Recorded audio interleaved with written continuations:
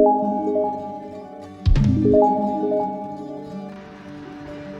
Viewers, আমার আজকের recipe crispy potato fry.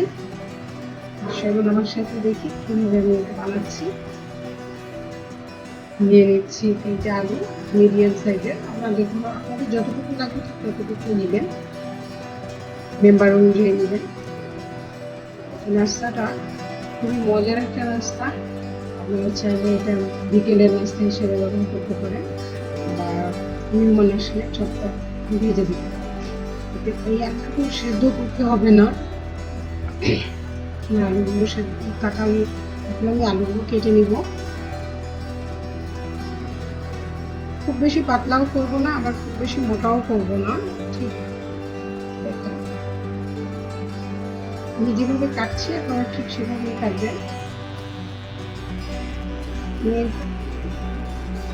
এতটা ক্রিস্পি হয়, এতটা মজার হয়, একবার খেলে বারবার খেতে ইচ্ছে করে, আমার বিশ্বাস।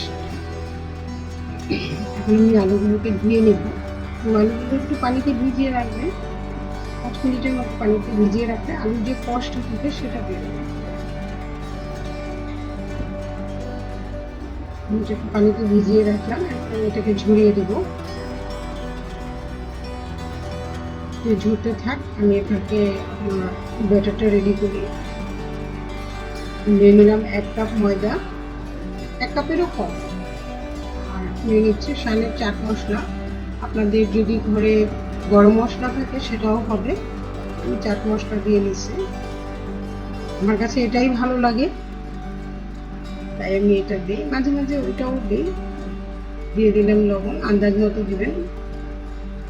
আর এখানে আমি দিয়ে দিচ্ছি 1/2 চা চামচ যেরকম খাবার সোডা বা বেকিং সোডা।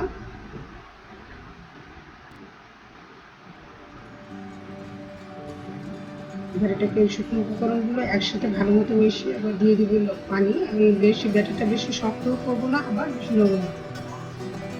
ঠিক আমি যেভাবে করছি, আমার এইটুকু ব্যাটারটা বানাতে আমার 1/2 কাপের মতোই পানি লেগেছে। ঠিক যতটুকু ময়দা নেবেন ততটুকুই পানি দিতে হবে, তাহলে দেখবেন যে আপনার ব্যাটারের ঘনত্বটা ঠিক চলে আসছে। এই পর্যায়ে আমি আর কোনো পানিও মিক্স করবো না। এখন আমি এটাকে রেখে দিব, 10 মিনিট রেস্টে রাখবো।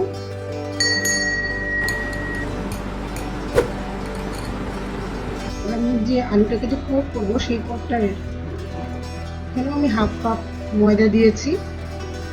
ময়দার সাথে কোনো কিছুই মেশাবো না, আপনারা চাইলে গোলমরিচ দিতে পারেন। আমি একটা আলু নিব, ওটাকে ভিজাবো এবং শুকনো ময়দার সাথে আমি এটা কোট করে নিব। একটু হালকা হালকা চেপে চেপে দিব, বেশি চাপ দিব না, তাহলে কিন্তু আবার চাপ ময়দার লেয়ার ভাব থাকবে। এই জন্য বেশি চেপে চেপে দিব না, হালকা হালকা হাতে এটা প্রেস করে দিব। এইভাবে করে আমার আলুগুলো আমি কোট করে নিয়েছি। দেখতে পাচ্ছেন আমি কিভাবে কোট করছি। আপনারা ঠিক এভাবেই করবেন, তাহলে দেখবেন যে আপনাদেরটাও ক্রিস্পি হবে। এবার ভেজে নেওয়ার পালা। কড়াইতে তেল দিয়ে দিয়েছি, এবার আমি এটাকে একটা করে দিয়ে ভেজে নেব এবং গোল্ডেন ব্রাউন করে ভাজাগুলো আমার উঠিয়ে ফেলতে হবে। এটা এত ক্রিস্পি হয়। আর এখানে কোনো কর্নফ্লাওয়ারের প্রয়োজন নেই, কর্নফ্লাওয়ার দিবেন না। আর যদি মনে করেন যে আপনারটা কর্নফ্লাওয়ার দিলে আরও বেশি ভালো হবে, আপনি দিতে পারেন, বাট আমার এটা এখানে প্রয়োজন নেই। আমার এমনিতেই অনেক ক্রিস্পি হয়েছে।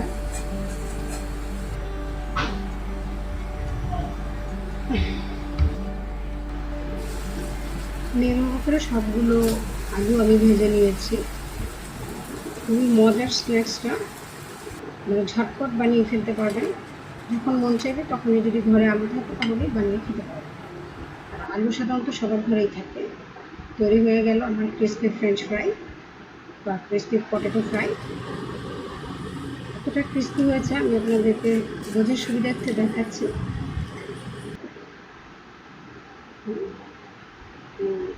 এতটা ক্রিসপি আমি বলে বোঝাতে পারবো না, আমি এতটা মজার এটাও বলে বোঝাতে পারবো না। আপনারা বানিয়ে খাবেন, অবশ্যই বাসায় ট্রাই করবেন।